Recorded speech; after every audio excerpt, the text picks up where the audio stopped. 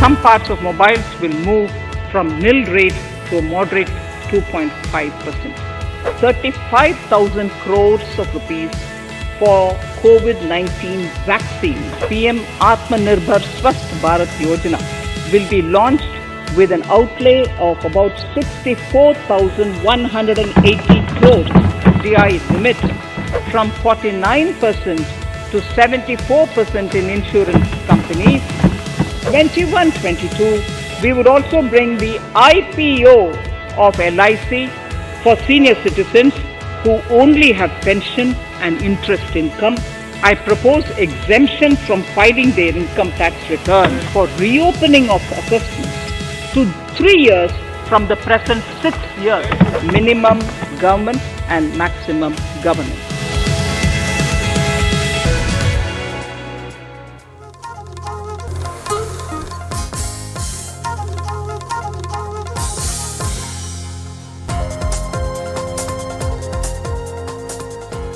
नमस्कार, आपका स्वागत है एनडीटीवी इंडिया पर। मैं हूं अखिलेश शर्मा। वित्तीय वर्ष 2021-22 के लिए बजट पेश कर दिया गया है। वित्त मंत्री निर्मला सीतारमण के पिटारे में सबके लिए कुछ न कुछ जरूर इस बार था, लेकिन मिडिल क्लास को इस बार भी निराशा हाथ लगी है। बजट में आयकर में कोई छूट नहीं है।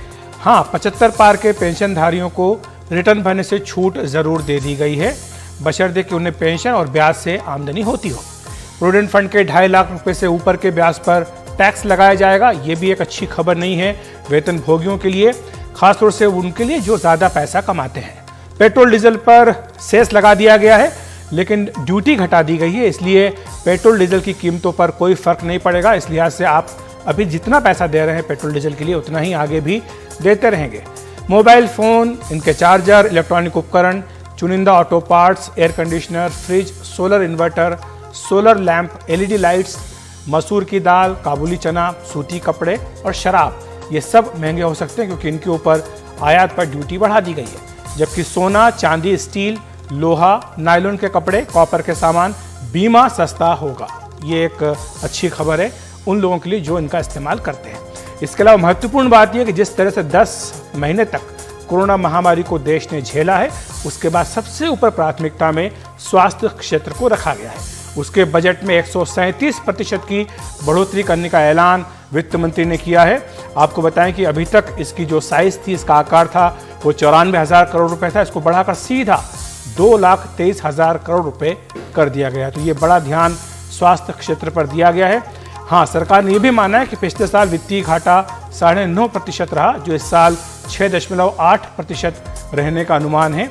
सरकार ने यह भी बताया कि आने वाले 2 साल में इस घाटे को 4.5% से नीचे लाने का लक्ष्य रखा गया है। तो ये क्या मतलब है इस बजट का आपके लिए, हमारे लिए इसका क्या फर्क पड़ेगा? देश की अर्थव्यवस्था जो कि कोरोना की वजह से काफ़ी हद तक जिसको चोट पहुंची थी, क्या उसको उबरने में इस बजट से मदद मिलेगी? क्या ये बजट इस अर्थव्यवस्था के लिए कोरोना वैक्सीन की तरह काम करेगा? चर्चा करने के लिए हमारे साथ जुड़ रहे हैं आफाक हुसैन, जो कि निदेशक हैं BRIEF के, और धीरेन्द्र कुमार, जो कि CEO हैं वैल्यू रिसर्च के। आप दोनों का बहुत बहुत स्वागत है एनडीटीवी इंडिया पर। आफाक साहब, सबसे पहले आपके पास आना चाहूँगा, क्या आप मानते हैं कि इस बजट में जो तमाम घोषणाएं की गई हैं, उनसे अर्थव्यवस्था को पटरी पर लाने में मदद मिलेगी? जो आकलन किया गया है कि IMF की ओर से कि 11.5% अगले वित्तीय वर्ष में GDP हो सकती है, इकोनॉमिक सर्वे कह रहा है कि 11% GDP अगले वित्तीय वर्ष में हो सकती है, क्या आपको लगता है कि ये बजट उस दिशा में मदद कर सकता है? जो भी बजट में डिसीजंस लिए गए हैं और जो भी कुछ घोषणाएं हुई हैं, वो मोस्टली इसी इंटेंशन से ली गई हैं कि उनका यही इसी मद्देनजर से ली गई है कि इकोनॉमी को वापस पटरी पे लाया जा सके। तभी इसमें आप देखेंगे आम आदमी के लिए इतना ज्यादा कुछ नहीं है, कोई टैक्स स्लैब में कोई चेंजेस नहीं है, कोई उसमें बदलाव नहीं आया है। लेकिन इसमें जो कुछ चीजें हैं जो कि डायरेक्ट इंडस्ट्री पे फोकस्ड हैं, जैसे आपने अभी बात की, कुछ कस्टम्स ड्यूटी कहीं कहीं कम हुई है, आयरन एंड स्टील की हुई है, जो कि हमारे जो MSME छोटी इंडस्ट्रीज हैं उनके लिए वो रॉ मटेरियल की तरह यूज होती है। जब उसमें इंपोर्ट ड्यूटी कम होगी तो हमारे यहाँ उसके जो मैन्युफैक्चरर्स हैं उनके लिए वो रॉ मटेरियल सस्ता पड़ेगा, वो फाइनल प्रोडक्ट में कंपटीशन में कर सकते हैं इंटरनेशनल मार्केट में। दूसरी तरफ से सोलर पैनल, सोलर इन्वर्टर पे ड्यूटी बढ़ाई गई है क्योंकि वो हम इंपोर्ट करते थे full product as a complete product, तो वो जब महंगा होगा तो अगेन हमारी डोमेस्टिक जो मैन्युफैक्चरिंग है उसको बढ़ावा मिलेगा। तो ये आत्मनिर्भर भारत जिसकी बात लगातार 10 महीने से हम सुन रहे हैं, आपको लगता है आफाक जी की ये उस दिशा में उठाया गया कदम है ताकि एक इंसेंटिव मिले लोगों को कि ठीक है आप घर में बनाइए बजाय इसको आयात करने के? जी, इंटेंशन वही है, दिशा वही है, लेकिन एक चीज जरूर हमें ध्यान रखनी पड़ेगी, सरकार को जरूर ध्यान रखनी पड़ेगी कि जो भी हमने डिसीजंस लिए हैं, जो भी आज ये पॉलिसी डिसीजंस आए हैं, उनको इम्प्लीमेंटेशन ऑन ग्राउंड की जरूरी रखना पड़ता है। क्योंकि हम पॉलिसी तो बना लेते हैं, क्या हम उसको इम्प्लीमेंट उसी दिशा में कर बिल्कुल, इस पर हम चर्चा आगे भी करेंगे। मैं धीरेन्द्र जी के पास चलना चाहूंगा, सीईओ हैं वैल्यू रिसर्च के। धीरेन्द्र जी, कुछ दिनों पहले हमारी बात हो रही थी, एक लंबी फहरिस्त थी हमारी विश लिस्ट की, ये होना चाहिए, ये होना चाहिए, ये होना चाहिए। आपको लगता है कि किसी की कोई उम्मीद इसमें पूरी हुई है? क्योंकि ये भी आरोप लगाया जा रहा है कि इसमें ना तो मिडिल क्लास के लिए कुछ मिला, न इसमें जो राहत मिलनी चाहिए थी वो मिला, न लोगों के हाथों में ज्यादा पैसा आएगा कि वो खर्च कर सकें। अगर खर्च करते तो शायद इकोनॉमी की रफ्तार तेजी से आती। तो ये आपको लगता है कुछ कमियां हैं इस बजट में जो रह गई हैं? जी हाँ, हमेशा हम बजट में कुछ कमी हम देख सकते हैं, लेकिन मुझे लगता है कि किसी भी तरह का ये अच्छा मौका था, सरकार के पास खासा बहाना था कि आप पे बहुत बड़ा कर लाद देती, क्योंकि हम कोविड से गुजर रहे हैं और वैसा कुछ भी नहीं हुआ। तो ये अपने आप में बहुत बड़ा कंसोलेशन है और शायद यही सेलिब्रेट कर रहा था बाजार भी।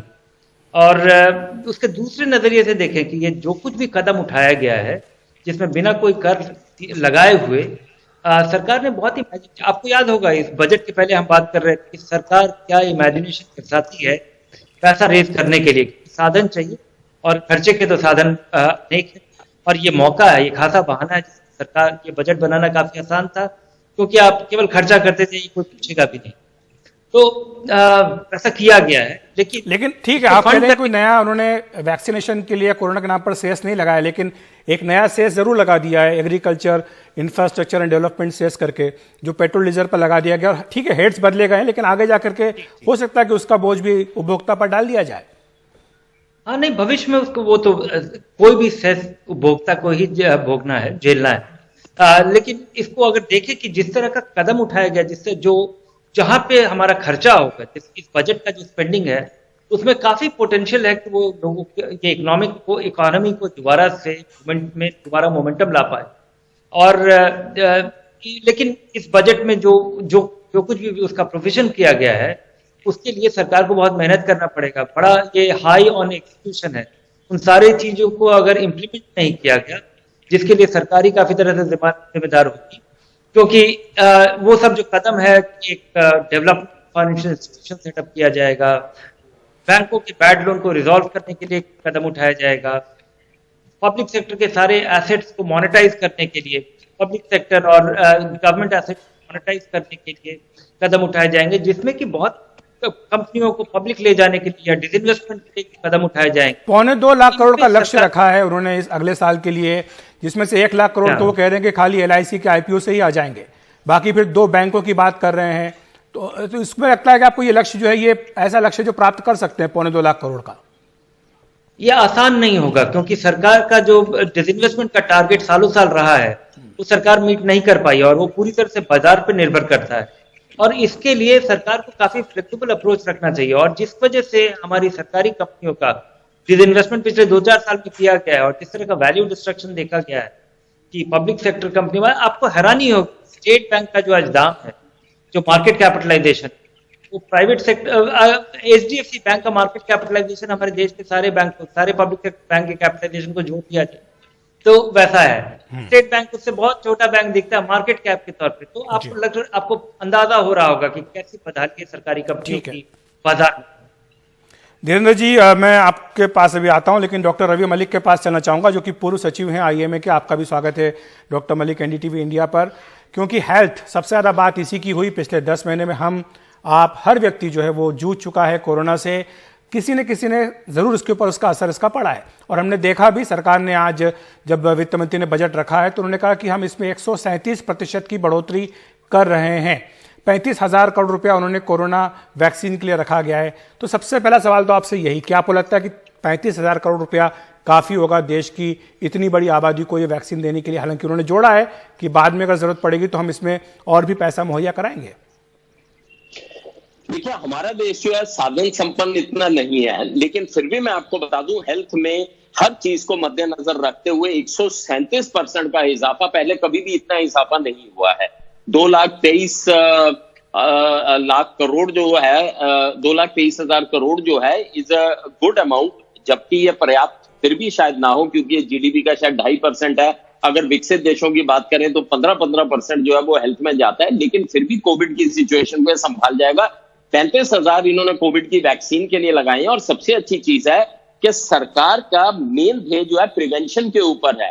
तो वेलनेस सेंटर जो है वो 1700 वेलनेस सेंटर जो है वो ग्रामीण इलाकों में, और 1100 वेलनेस सेंटर अर्बन टेरिटरीज में, और साथ में क्यूरेटिव भी 600 डिस्ट्रिक्ट्स के अंदर जो है क्रिटिकल केयर। अब आज भी हमारे देश में ऐसी बड़ी डिस्ट्रिक्ट्स हैं जहां पर की क्रिटिकल केयर आईसीयूज की उपलब्धि नहीं है। तो अब कोविड में ये पता चला है कि हमारे को क्रिटिकल केयर आईसीयूज चाहिए होते हैं, तो 600 डिस्ट्रिक्ट्स के अंदर क्रिटिकल केयर आईसीयूज होंगे, 15 इमरजेंसी हॉस्पिटल्स बनेंगे। तो क्यूरेटिव की तरफ भी ध्यान दिया गया, प्रिवेंशन की तरफ भी ध्यान दिया गया। और एक छोटी सी बात है, जैसे न्यूमोकोकल वैक्सीन है, ये सिर्फ 5 डिस्ट्रिक्ट्स में मिलती है। अगर ये पूरे देश में मिलनी शुरू हो जाएगी तो आप ये देखिए 50,000 बच्चों की मृत्यु पर ईयर होना बंद हो जाएगी। मैं इस पीडियाट्रिशियन में आपको बताऊं कि ये बहुत बड़ा स्टेप है, 50,000 बच्चों की मौत रुक जाएगी। तो ये भी उन्होंने कहा कि न्यूमोकोकल वैक्सीन भी जो है वो दी जाएगी। अगर ओवरऑल पिक्चर देखी जाए तो स्वास्थ्य को लेकर अच्छी तवज्जो दी गई है। फाइनेंस मिनिस्टर ने यह भी कहा है कि 6 स्तंभ में से एक स्तंभ जो है वो हमारा स्वास्थ्य है, और पब्लिक हेल्थ को काफी सपोर्ट। लेकिन डॉक्टर मलिक साहब, अगर आपको लगता नहीं कि अगर थोड़ा सा जो कंज्यूमर्स हैं या जो इनकम टैक्स पेई हैं, अगर उनको भी थोड़ी राहत दे दी जाती, अगर हेल्थ इंश्योरेंस के नाम पर वो कहते कि आपको पूरा एग्जम्पशन दिया जा रहा है, तो इससे जो आपका इंश्योरेंस का जो नेटवर्क है उसको वाइडन करने में आपको बहुत बड़ी मदद मिलती, और इससे आम लोगों के मन में विश्वास भी आता कि कल से अगर कोई भी दिक्कत होती तो उनकी जेब पर उसका बोझ नहीं पड़ता। देखिए, आयुष्मान भारत स्कीम चल भी रही है, लोगों ने इसका एडवांटेज भी लिया कोविड के चलते हुए। सबसे पहली चीज है, ओवरव्यू लेते हुए अगर हम कोविड को कंट्रोल कर गए तो उससे इकोनॉमी के ऊपर बहुत ज्यादा फर्क पड़ जाएगा। तो सरकार का मेन ध्येय यह है कि कोविड की वजह से जहां हमारी इकोनॉमी की कमर टूट गई है उसको सबसे पहले पकड़ लें। अगर उसको पकड़ लेंगे तो रोजमर्रा की तरह इकोनॉमी जो है अच्छे से चलने लग जाएगी। तो सरकार ने उसको लेते हुए क्यूरेटिव, प्रिवेंटिव और वेलनेस सेंटर्स के ऊपर बहुत ज्यादा ध्यान दिया। अब आप इमेजिन कीजिए कि अगर रूरल एरिया में 1700 वेलनेस सेंटर, 17,000 वेलनेस सेंटर्स हो जाएं, और अर्बन में 11,000 के करीब वेलनेस सेंटर्स हो जाएं, तो बहुत सारी चीजों की बीमारी की रोकथाम हो जाएगी। तो सरकार की पॉलिसी बड़ी अच्छी है कि prevention is better than cure. तो मोस्टली पैसा जो है प्रिवेंशन में ही जा रहा है, चाहे वो प्रधानमंत्री स्वस्थ भारत योजना है या वैक्सीनेशन के ऊपर 35,000 करोड़ जा रहा है। हर चीज प्रिवेंशन पे जा रही है, जो कि बहुत अच्छी चीज है, जिसके की रिजल्ट्स जो हैं बहुत अच्छे मिलेंगे हमें। ठीक, मैं आफाक हुसैन जी को लाना चाहूंगा इस चर्चा में। आफाक जी, इंफ्रास्ट्रक्चर पर बहुत जोर दिया है वित्त मंत्री ने, उन्होंने कहा कि हम इंफ्रास्ट्रक्चर पर खासा निवेश करने जा रहे हैं, लेकिन एक जो चिंता होती है वो ये है कि इंफ्रास्ट्रक्चर पर आप तुरंत खर्च नहीं करते हैं। ये एक लंबी योजना होती है, कई साल इसमें लगते हैं जब कोई भी एक प्रोजेक्ट होता है। ठीक है, इसमें कि आपके जॉब क्रिएशंस होते हैं, कई सारे सेक्टर्स हैं जो इसमें इन्वॉल्व होते हैं, सब में तेजी आती है, लेकिन आपको लगता नहीं है आफाक जी कि अभी जरूरत ये थी कि तुरंत ये जो इंजन ठप पड़ गया है, इस इंजन को स्टार्ट किया जाए, इसको चालू किया जाए, ताकि इकोनॉमी जो है वो पटरी पर आ सके? देखिए, इकोनॉमी को पटरी पे लाने के लिए सिर्फ यही नहीं है कि आम आदमी के हाथ में पैसा डाला जाए, एक होलिस्टिक अप्रोच लेनी पड़ती है जहां पे अलग अलग चीजों में इन्वेस्टमेंट करने की जरूरत। मैं मानता हूं कि रेलवेज और शिपिंग में और बाकी इंफ्रास्ट्रक्चर में बहुत ज्यादा वो रखा हुआ है, शेयर बहुत ज्यादा गया हुआ है उसमें, बट इसमें ये भी एक लॉन्ग टर्म इन्वेस्टमेंट है, क्योंकि आपको सारा ये पैसा एक ही साल में नहीं खर्च करना होगा। एक लॉन्ग टर्म प्रोजेक्ट है, एक्विजिशन हो, लैंड एक्विजिशन होते हैं, फिर प्रोजेक्ट्स होते हैं, फिर इंप्लीमेंटेशन होते हैं, फिर ये पैसा over a period of time खर्चा होता है। सो उस हिसाब से दिशा सही है, मैं ये नहीं कहूंगा कि ये जरूरत नहीं थी, ये इंफ्रास्ट्रक्चर प्रोजेक्ट्स करने भी जरूरत है।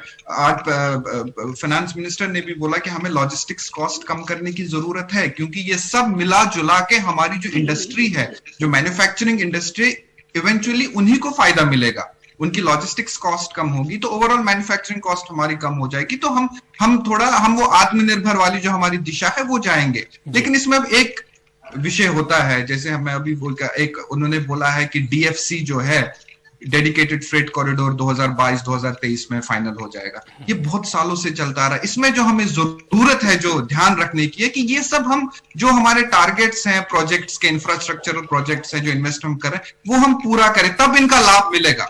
आप 5 साल बाद, 5 साल का प्रोजेक्ट अगर 10 साल में कंप्लीट होगा, फिर जो उसकी जो वैल्यू होती है, उसका जो लाभ इंडस्ट्री को जा सकता है, वो कम हो जाता है। फिर उस इन्वेस्टमेंट का, जो उस इंफ्रास्ट्रक्चरल इन्वेस्टमेंट की वैल्यू कम हो जाती है, वो उतना फायदा नहीं देता जो ये अगले 5 साल में। उस चीज पे हमें बहुत गौर सरकार को उसका गौर से ध्यान रखना पड़ेगा, क्योंकि ये जो हमारी डिलेज होते हैं इंफ्रास्ट्रक्चर पर, वो बड़ा चैलेंजिंग है। अगर आप ये टाइम पे कर लेंगे ये सारी इन्वेस्टमेंट, ये बहुत फायदेमंद होगी ओवरऑल इकोसिस्टम के लिए, क्योंकि ये सब इवेंचुअली मैन्युफैक्चरिंग सेक्टर को फायदा होगा। मैन्युफैक्चरिंग सेक्टर से जॉब क्रिएशन होगी, जॉब क्रिएशन से आपके जो आम आदमी है, आफाक जी, मैं आपको रोकना चाहूंगा क्योंकि धीरेन्द्र जी से मैं एक छोटा सवाल जरूर पूछूंगा। धीरेन्द्र जी, मिडिल क्लास को उम्मीद थी कि इनकम टैक्स में कुछ स्लैब परिवर्तन होगा, वैसा नहीं हुआ।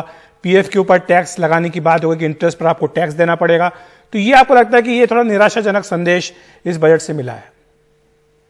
नहीं, मुझे नहीं लगता है निराशाजनक संदेश है, क्योंकि ये केवल बड़े जिनकी तनख्वाह ज्यादा है। मुझे एक चीज और बारीकी से देखना है कि शायद जिनको 50 लाख रुपए से ज्यादा की तनख्वाह है, उनको भी सरचार्ज लग गया हो 50 लाख रुपए से 1 करोड़ तक का, क्योंकि 1 करोड़ के ऊपर तो सरचार्ज था ही था।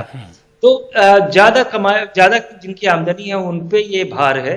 और ये है जानकारी आपके पास 50 लाख से 1 करोड़ वालों के ऊपर सरचार्ज लगाने की बात है? जी हाँ, ऐसा मुझे लग रहा है। अच्छा। तो अगर उस नजरिए से देखें तो अमीरों के ऊपर अगर थोड़ा बहुत अगर इसका बोझ दिया गया है तो ये समझ में आता है। मुझे लगता है एक जरूरी चीज जो हम इस बजट से हमें निकालना चाहिए कि अगर ये बजट दोबारा से मोमेंटम लाने में सक्षम होता है तो बहुत सारे लोगों की जिनकी नौकरियां जा सकती हैं वो नहीं जाएंगी।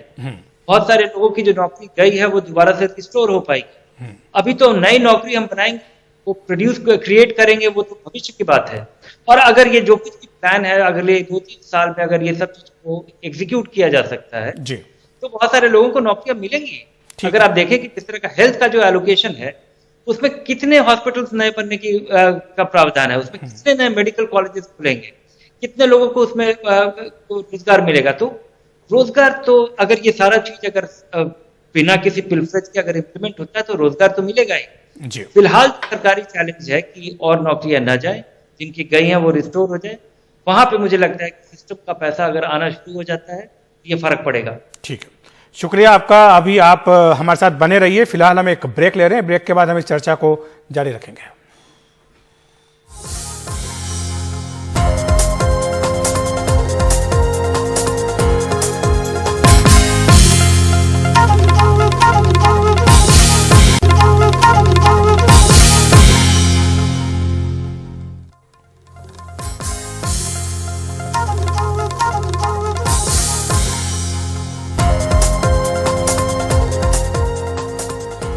तो हम बात कर रहे हैं बजट इंडिया का। आफाक हुसैन हमारे साथ हैं, हमारे साथ धीरेन्द्र कुमार जी हैं, डॉक्टर रवि मलिक हमारे साथ बने हुए हैं। आफाक जी, मैं आपके पास आना चाहूँगा। वित्त मंत्री ने कहा कि उन्होंने पिछले 10 महीनों में खर्च यही किया है। उन्होंने कहा कि जो बजट घाटा हमारा जो था वो 3.5% था फरवरी 2020 में, अब बढ़ करके 9.5% हो गया है। फ्लोर ऑफ द हाउस पे आकर ये कहना कि हमारा घाटा 9.5% हो गया है, तब जबकि सरकार के बारे में ये कहा गया कि वो खर्चा ज्यादा नहीं कर रही है, उसको चिंता है कि कहीं रेटिंग एजेंसीज क्या करेंगी, अगर बजट घाटा इतना बढ़ जाएगा तो हमारी रेटिंग कम हो जाएगी, रेटिंग्स कम होगी तो हमारा निवेश जो है उस पर असर पड़ेगा। उसके बावजूद भी ये कहना कि हमने खर्चा किया है, हमारा बजट घाटा 9.5% हो गया है, इसका आप क्या अर्थ निकालते हैं? देखिए, जो पिछले 10 महीने में जो हुआ है ये पहली बार किसी भी देश में हुआ, मतलब ये पूरे विश्व में जो हुआ है ये पहली बार हुआ है। किसी को नहीं पता था कि क्या होने वाला है। 10 दिन का लॉकडाउन हुआ, फिर 21 दिन हुआ, फिर बढ़ते बढ़ते लॉकडाउन बढ़ता गया। सरकार ने खर्चा किया है, फ्लोर ऑफ द हाउस में उन्होंने अगर बोला है ऐसा, तो देखिए इससे रेटिंग्स पे तो डेफिनेटली असर पड़ता है। लेकिन ये एक ऐसी चीज हुई है कि जहां पूरे विश्व में ये प्रॉब्लम थी। ये ऐसा नहीं है कि खाली भारत में ही हुआ, बाकी देशों में भी यही प्रॉब्लम चल रही है अभी। और मतलब जो हम पढ़ते हैं, आंकड़े जो हम देखते हैं रिवाइवल की या फोरकास्ट की, उस पर फिर भी ये लग रहा है कि भारत के जो आंकड़े जो फोरकास्ट किए जा रहे हैं वो थोड़े बेहतर ही है बनिस्बत कि जो बाकी देशों का दिख रहा है। बाकी जो बीच में एक वित्त मंत्री ने बीच में कोविड क्राइसिस के बीच के दौरान भी एक अनाउंसमेंट्स की थी, बहुत सारी बजट अनाउंसमेंट्स हुई थी उस टाइम भी, जो फाइनेंशियल पैकेज जो हुआ था वो सब जोड़ के वो सब उसकी तरफ भी शायद उनका इशारा था कि हमने उस टाइम भी बहुत एक स्टिमुलस दिया था, एक इकोनॉमिक स्टिमुलस दिया था पूरे देश को। तो उसके बारे में भी उनका शायद वो उसका भी जिक्र कर रही होंगी उसमें। लेकिन अभी वो 6.5% का लक्ष्य रख रही हैं, फिर वो ये भी कह रही हैं कि अगले इसके बाद के जो 2 साल उसमें 4.5% तक मैं ले आऊंगी। आपको मुमकिन लगता है? क्योंकि हमें तो अभी लगता है कि इस अर्थव्यवस्था को उबारने में काफी वक्त लगेगा। देखिए, हाँ, वक्त तो बहुत लगेगा। ये बहुत ही ऑप्टिमिस्टिक आंकड़े उन्होंने बोले हैं, बहुत ज्यादा ऑप्टिमिस्टिक है, क्योंकि अभी भी ऐसा भी नहीं है कि जो क्राइसिस है, जो कोरोना की कोविड की क्राइसिस है, वो भी खत्म नहीं हुई है। हम इतने ऑप्टिमिस्टिक आंकड़े हम तब बोलते जबकि कोविड क्राइसिस खत्म होती, फिर फोकस सिर्फ इकोनॉमिक स्टिमुलस की बात रहती, देश के इकोनॉमी को सुधारने की बात रहती। लेकिन अभी हम कोविड क्राइसिस से ही जूझ रहे हैं, और उस क्राइसिस में इतने ऑप्टिमिस्टिक आंकड़े, मैं समझता हूं कि ये बहुत ज्यादा ऑप्टिमिस्टिक है, एंड मुझे नहीं लगता कि हम उनको मैच कर पाएंगे। बट हो सकता है उन्होंने अपनी कैलकुलेशंस किस हिसाब से की हैं उन आंकड़ों पे आने के लिए, बट मुझे लगता है कि ये थोड़ा ज्यादा ऑप्टिमिस्टिक है। धीरेन्द्र जी, मैं आपके पास आना चाहूंगा। पे आ सकते हैं। एक जो लगातार पिछले दिनों चर्चा चलती रही धीरेन्द्र जी, वो ये थी कि जो स्टॉक मार्केट है उसका हकीकत से वास्ता नहीं है, अर्थव्यवस्था की तस्वीर कुछ है, स्टॉक मार्केट की तस्वीर कुछ है। आरबीआई को भी ये कहना पड़ा कि स्टॉक मार्केट जो है वो सही तस्वीर को पेश नहीं कर रहा। लेकिन आज जब बजट आया है, 2400 अंकों का उछाल आया, एक तरह से सलामी दी है स्टॉक मार्केट ने इस बजट को। इस पर आप क्या कहेंगे कि जो निवेशक हैं उन्हें अब क्या करना चाहिए? उनके लिए ठीक है, कोई राहत की बात, ये कोई नया टैक्स नहीं लगाया गया, लेकिन कोई राहत भी उनको नहीं मिली है। नहीं, आज के जो आप जो कह रहे हैं 2000 पॉइंट से की बढ़त हुई है, वो करीब 4.25% की वृद्धि हुई है। और इसको प्रतिशत में ही देखना चाहिए, क्योंकि 4000 पॉइंट्स या 2000 पॉइंट्स का मतलब अलग अलग है डिफरेंट बेस पे। अगर 20,000 पॉइंट पे अगर 2000 बढ़े तो वो 10% की वृद्धि है। अगर 40,000 पे बढ़े तो 40,000 से 44,000 पे बढ़े तो 3-4% की वृद्धि। तो 4.25% की वृद्धि अगर आप देखें तो पिछले 5 सेशन में बाजार में गिरावट से ज्यादा थी, और बाजार उम्मीद कर रहा था कि जरूर कोई ना कोई बजट में आपको मार पड़ेगा, टैक्स का मार पड़ेगा, और शायद बाजार कंपनियों के लिए थोड़ा रिट्रेस हो, क्योंकि बहुत हाल फिलहाल ही उन्हें डर था कोरोना सेस का, लग रहा था कि कोरोना सरचार्ज या सेस न लग जाए। हाँ, सेस या सरचार्ज न लग जाए, और वैसा कुछ नहीं हुआ। तो बाजार केवल वो जो गिरावट थी उसको रिकवर कर रहा था।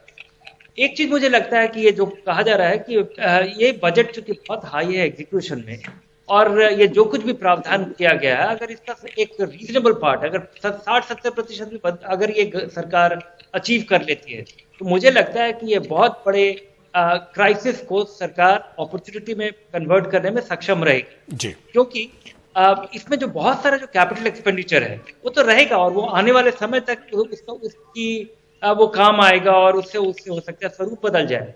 जो अस्पतालें बनेंगी, जो मेडिकल कॉलेज बनेगा, वो जो 65,000 खर्च किया जाए। मैं संक्षेप में डॉक्टर मलिक से टिप्पणी लूंगा। मलिक साहब, जो इतना बड़ा बढ़ोतरी की गई है 137% स्वास्थ्य के बजट में, इसका इस्तेमाल आपके हिसाब से कहाँ सबसे पहले होना चाहिए, कहाँ प्राथमिकता देनी चाहिए सरकार को? देखिए, सरकार ने अपनी प्राथमिकता बिल्कुल जाहिर कर दी है। 64,180 करोड़ रुपए जो है प्रधानमंत्री आत्मनिर्भर स्वस्थ भारत योजना के अंदर जो सेंट्रली स्पॉन्सर्ड होगी, उसके अंदर वो सारे प्राइमरी, सेकेंडरी और टर्शरी जो हेल्थ केयर इंस्टीट्यूट्स हैं उनको स्ट्रेंथन करेगी, जिससे कि डॉक्टर पॉपुलेशन रेशो भी थोड़ी बेटर होगी, लोगों को क्यूरेटिव सर्विसेज मिलेगी और प्राइमरी हेल्थ भी मिलेगी। दूसरा, सरकार ने बहुत सारे और स्टेप्स भी लिए हैं, जैसे एफडीआई को अलाउ कर दिया इंश्योरेंस में आने के लिए, तो हो सकता है इंश्योरेंस के प्रीमियम्स कम हो। लैब्स इंटेग्रेटेड बनेंगी, ये भी एक बहुत अच्छी चीज है। और बहुत सारी ऐसी योजनाएं भी हैं, जैसे अगर स्वच्छ जल मिल जाए या स्वच्छ वायु मिल जाए, 2000 करोड़ रुपए पॉल्यूशन के लिए उन्होंने दिए हैं, ये भी कहीं ना कहीं हेल्थ के साथ जुड़े हुए हैं। तो मुझे लगता है कि ये हिस्ट्री में पहली बार हुआ है कि 137% की बढ़ोतरी हेल्थ को मिली है। ये पहले कभी नहीं हुआ इस तरह से। ठीक है डॉक्टर मलिक, शुक्रिया। मैं अभी एक ब्रेक लूंगा, ब्रेक के बाद हम इस चर्चा को जारी रखेंगे, लेकिन फिलहाल हमारे पास अभी समय इतना ही है, हम एक ब्रेक ले रहे हैं, ब्रेक के बाद वापस आते हैं।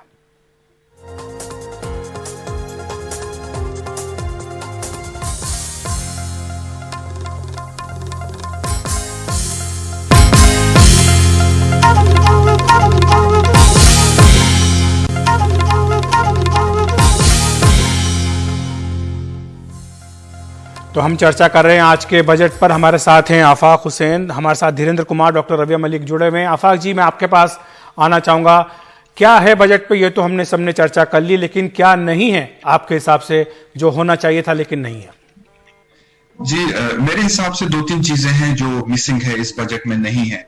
सबसे पहली बात बताऊंगा, टूरिज्म और ट्रैवल इंडस्ट्री के लिए कुछ नहीं है। पिछले 10 महीनों में ये ऐसी इंडस्ट्रीज हैं जो कि पूरी कोविड की वजह से पूरा उनका बहुत ज्यादा नुकसान हुआ है, बहुत जॉब्स चली गई हैं, लोगों की कंपनीज का नुकसान हुआ है। ये 2 सेक्टर है, tourism and travel sector, hospitality also, जिनके लिए, जी, हॉस्पिटैलिटी सेक्टर, जिनके लिए कुछ होना चाहिए था इस बजट में, पैकेज के तौर पे या पॉलिसीज के तौर पे या सम बेनिफिट्स के तौर पे कुछ होना चाहिए था। इनको रिवाइव करने। दिलचस्प बात यह कि जो स्टिमुलस पैकेज जिसको हम कह रहे हैं, जो पिछले दिनों उन्होंने अनाउंस किए थे, उसमें भी कहीं कोई पैकेज इस इंडस्ट्री के लिए नहीं था। जी, तो वही एक ये बहुत ही सरप्राइजिंग है कि बजट में, नेशनल बजट में एक्सपेक्ट कर रहे थे कि कुछ इन इंडस्ट्रीज के लिए होगा। दूसरा मैं दूंगा रिटेल और ई कॉमर्स। ये 2 सेक्टर थे जिन्होंने इस कोविड के दौरान सरवाइव किया।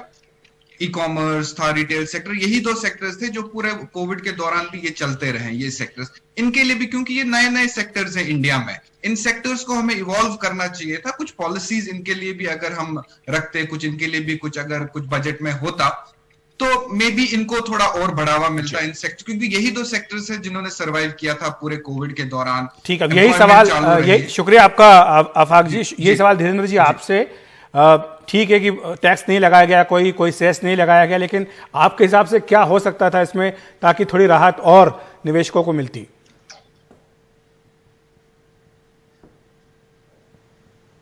धीरेन्द्र जी, आपसे प्रश्न था।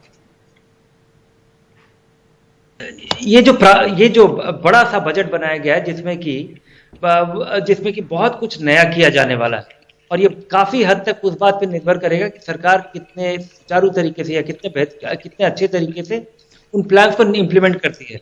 इन प्लान्स को ज्यादा डिटेल में अगर बताया जाए, जो कि बजट डॉक्यूमेंट में भी उतने डिटेल में नहीं है, और ये सब काफी कुछ, क्योंकि बजट और सरकारें हमारी कई साल तक डिसइन्वेस्टमेंट टारगेट्स मीट नहीं कर पाई हैं। तो इस बार नया क्या किया जा रहा है जिसकी वजह से टारगेट्स मीट कर पाए?